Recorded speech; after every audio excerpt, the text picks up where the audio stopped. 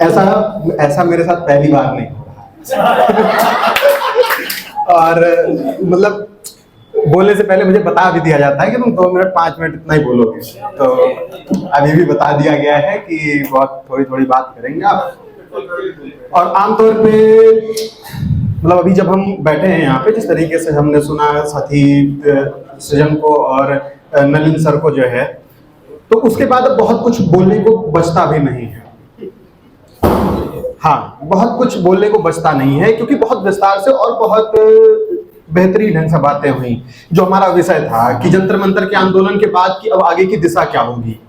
जंतर मंतर का आंदोलन जो एक आंदोलन था, वो उस दौर का आंदोलन था कि जिस दौर में समाज को एक मानसिक स्थिति उनकी ऐसी बना दी गई थी कि अगर आप सत्ता के खिलाफ लड़ेंगे तो क्या किसी भी संस्था, किसी भी, वो चाहे कॉलेज कैंपस की जो है सत्ता में जो काबिज लोग बैठे हों या वो देश की सत्ता पे काबिज बैठे लोग हों, उनके खिलाफ लड़ेंगे आप तो साथी अंकित की तरह डकैती का मुकदमा लेके बैठे होंगे। हाँ, ये हमारे बीच का एक बहुत जीवंत उदाहरण है। एक छात्रा जिसकी जो है गंदे खाने, खराब खाने की वजह से मौत हो जाती है, जब उसके खिलाफ जब जो है साथी लड़ते हैं तो उसके खिलाफ इन लोगों के ऊपर डकैती का मुकदमा होता है। सवाल यह है कि प्रदर्शनकारी छात्र जो प्रदर्शन कर रहा है वो डकैत कैसे हो सकता है? अगर वो आपके गेट पे खड़ा होकर ये कह रहा है कि वीसी साहब बाहर आ जाइए और हमसे बतिया लीजिए 2 मिनट, जो है हमारी कुछ समस्याएं हैं उसको सुन लीजिए, तो वो छात्र डकैत कैसे हो गया? मैं इलाहाबाद यूनिवर्सिटी से आता हूँ। इलाहाबाद यूनिवर्सिटी में अभी 25 दिन से जो है छात्र धरने पे बैठे हैं, उनके ऊपर गैंगस्टर लगाया गया है। किसी विश्वविद्यालय के गेट पे जो है, छात्र के गेट पे, जो छात्र का गेट जो हमारी मूल जगह होती है जहां से हम अपनी विरोध की आवाज को उठाते हैं, जहां से हम ये सवाल कर रहे होते हैं कि जो है विश्वविद्यालय का वाइस चांसलर वो सुन ले, विश्वविद्यालय का कुलपति ये सुन ले कि जो है हमको ये समस्या है और हमारी समस्याओं का समाधान कर दे। उस दौर में हम पे गैंगस्टर के मुकदमे लगाए जाते हैं, हमारे साथियों पे गैंगस्टर के मुकदमे लगाए जाते हैं। और मजे की बात यह है कि हम मांग क्या रहे होते हैं? हम मांग रहे होते हैं कि हमारे वाटर कूलर में कीड़े न दौड़ें, हमारी कक्षाएं ऐसी हों कि जिसमें हम बैठ के 5 घंटे 7 घंटे पढ़ लें। अगर हम 25,000 50,000 रुपया जो है एक सेमेस्टर की फीस दे रहे हैं, तो कम से कम हमारे डिपार्टमेंट की जो लैब हो, उस लैब में जो जरूरत की सामानें हैं वो सामान उपलब्ध कराए जाएं। इन सारे बहुत जो बेसिक सी जरूरतें होती हैं। मैं देख रहा हूं कि यहाँ पे अभी मंजेश जबरदस्ती सबको पानी दे रहा था बोतल की कि पी लो। यही बात हम वीसी मैडम से कह रहे हैं कि आप इस चीज का हमसे पैसा लिए हैं, इस चीज का आपने हमसे पैसा लिया है कि 25,000 50,000 रुपया में आपने उसमें फीस रसीद में बना कर रखा है कि आप हमको बेसिक फैसिलिटीज प्रोवाइड कराएंगी, नहीं दे रहे हैं। जंतर मंतर ने ये बताया कि जब आप कहीं पे लड़ने जाएंगे, आप कहीं पे लड़ रहे होंगे और उसका जो परिणाम निकल के आएगा, उसके बाद किस तरीके से वो जो डर होता है, उस डर से कैसे निकला जाए। डर सिर्फ इस सत्ता से लड़ने का जो था वो छात्रों में यही इतना था कि हम पे लाठियां पड़ेंगी, हमको मुकदमे होंगे, हमें जेल भेज दिया जाएगा। जब हमारे ही राज्य के उपाध्यक्ष अति दुर्गेश को जो है जब 4 से 5 दिन जो है नजरबंद करके रखा गया उसके घर में, जब उसके बाद जब वो निकला तो सुल्तानपुर का सबसे बड़ा छात्र आंदोलन उसने लड़ा है। इसी पेपर लीक और उसके खिलाफ सबसे बड़ा पूरे प्रदेश में जो संगठित आंदोलन हुआ है, जिसमें छात्र खुद निकल के आए हैं और वो हमारे बैनर पे लड़ा गया है पूरे उत्तर प्रदेश में। पूरे उत्तर प्रदेश में जब लाठियां खा के जो रिक्शा बैठी है, 8 लाठी खाने के बाद जो है जब यहाँ से लौट के हम लोग निकलते हैं तो वहां पे जो है देखते हैं कि एसएफआई और अन्य संगठनों के साथ में जो है मिलकर एक बहुत बड़ा आंदोलन छात्रों ने जो है लड़ा है। उसके बाद भी अभी पुलिस के तमाम तरीके की दबिशें और सारी चीजें चल रही हैं, लेकिन अब का जो दौर है, जो सत्ता का जो सबसे बड़ा हथियार था वो फेल हो चुका है। उस आंदोलन का हासिल क्या रहा है वो बात की बात है, उस पे एक इससे बड़ी और कई दिन की चर्चा हो सकती है कि जंतर मंतर के आंदोलन का जो है हासिल क्या रहा और उतने दिन प्रदर्शन करने के बाद छात्रों को क्या मिला, उस बात पे फिर बात हो सकती है। लेकिन जो मूल है वो मूल ये है कि उस आंदोलन ने छात्रों के बीच में, उनके अभिभावकों के बीच में, उनके परिवार वालों के बीच में जो है ये डर खत्म कर दिया कि सत्ता से जब हम लड़ेंगे, जो उनकी तानाशाही हुकूमतें हैं उनके खिलाफ जब हम लड़ेंगे तो लड़ने के बाद जो कुछ होगा उसका मतलब क्या परिणाम होगा, उस परिणाम का जो डर है उसको खत्म कर दिया। लाठियां खाने के बाद जैसा साथी ने बताया कि जो है लड़कियां वास्ते गुनाहिया करके जो है जा रही थी, वो रील बना रहे थे। झारखंड में और बिहार में जो पूछ रहे थे कि क्या आपके पास वाटर कैनन नहीं है, आपके पास बैरिकेटिंग नहीं है, आप बैरिकेटिंग में करंट नहीं लगा सकते हैं, तो यही डर था यही डर था कि जब लखनऊ के सांसद तत्कालीन जो रक्षा मंत्री थे, सत्ता बनने के बाद पहली बार जब वो प्रेस कॉन्फ्रेंस कर रहे होते हैं अपने सत्ता में आने के बाद, जब वो बहुत अपने उस दंभ में बैठ के, सत्ता के दंभ में भर के कि जो है मैं अब तो मैं एकदम घोषित तानाशाह हो ही गया हूँ, आने वाले समय में मैं सत्ता के द्वारा जो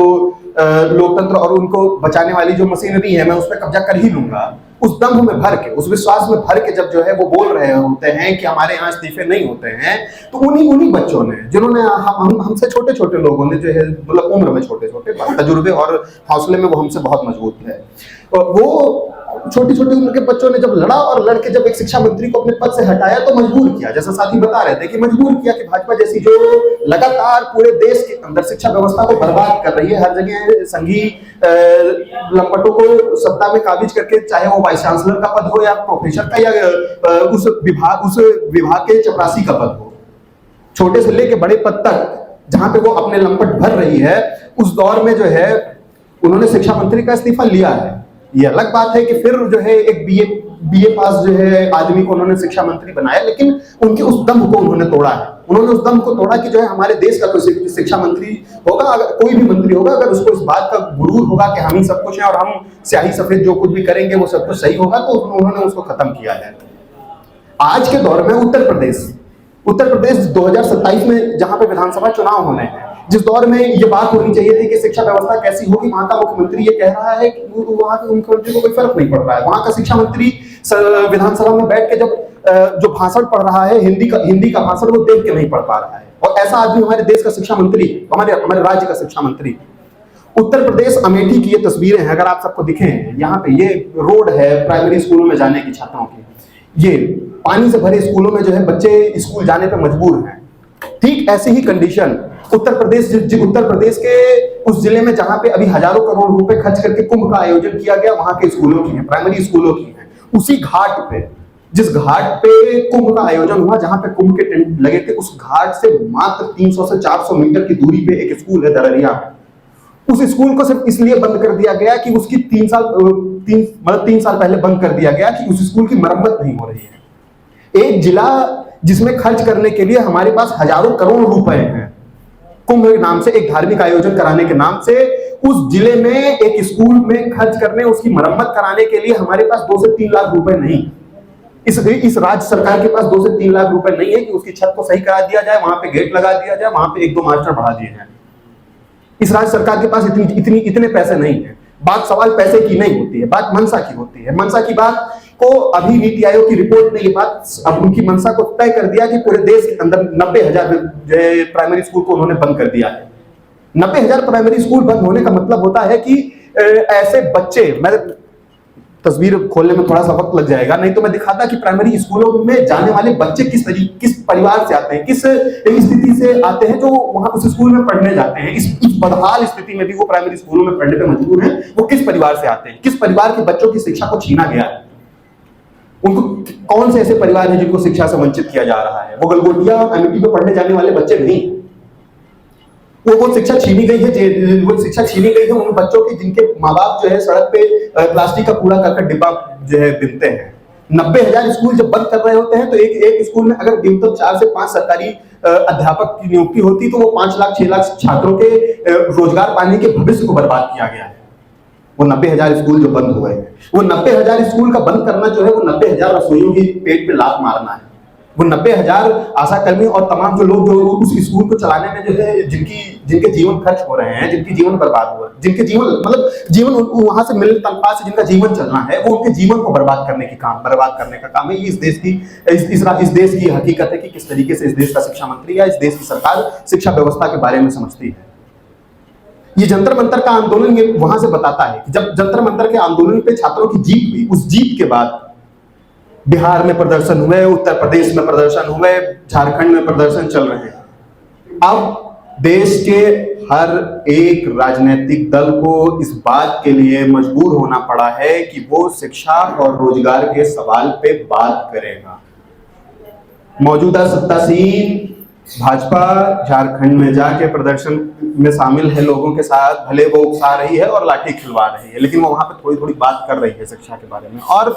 जो लीडर, जो अपोजिशन है, जो मुख्य विपक्षी दल है, वो उसको भी घूम घूम के जो है पूरे देश के अंदर बातचीत करना पड़ रहा है शिक्षा और रोजगार के सवाल पे, ये हासिल है। और इसके बाद अगर हम ये बात कर रहे हैं, मैं 1 मिनट और लूंगा कि इसके बाद का क्या विकल्प है, इसके बाद का क्या स्थिति होगी हमारी, इसके बाद की क्या राह होगी छात्रों की, या इस आंदोलन में शामिल लोगों, या पूरे देश को आगे का क्या जो है रास्ता तय करना है। वो रास्ता यही है कि ये रास्ता सड़क से ही होकर गुजरेगा, हमें सड़क पे ही कभी बने रहना है। जहां कहीं भी गैर बराबरी की बात है शिक्षा में, जहां कहीं भी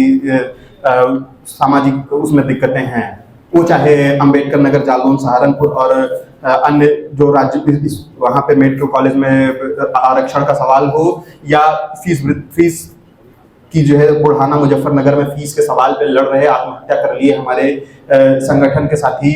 उज्जवल राणा का जो संघर्ष हो, हमको उसको बरकरार रखना है, उस संघर्ष को बरकरार रखना है, उस संघर्ष को जिंदा रखना है। इस मंच से हम लोग उज्जवल राणा को भी श्रद्धांजलि पेश करते हैं, अपने नेता कॉमरेड सीताराम येचुरी को जो है श्रद्धांजलि पेश करते हैं, और इलाहाबाद यूनिवर्सिटी जिस विश्वविद्यालय से मैं छात्र रहा हूँ, वहाँ के छात्र और